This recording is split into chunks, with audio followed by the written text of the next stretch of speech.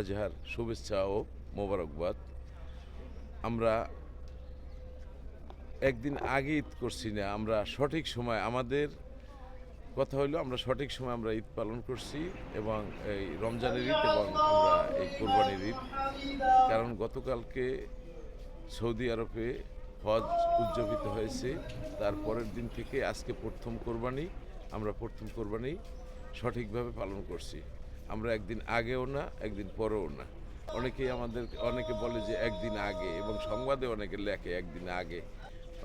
আমরা একদিন আগে না, আমরা সঠিক সময়।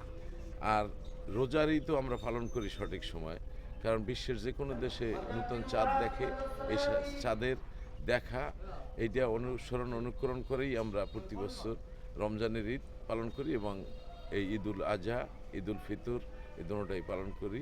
আজকেও আমরা গতকালকে হজ গিয়েছে, সম্পন্ন হয়েছে। আজকে মিনায় কোরবানি দেবে হাজিরা, আমাদের সাথে যোগাযোগ আছে, আমরা কথা বলছি এবং সেই অনুসারে আমরা আজকে প্রথম কোরবানি দিই এবং বাংলাদেশে আমার মতে কোরবানি দেয় দ্বিতীয় দিন।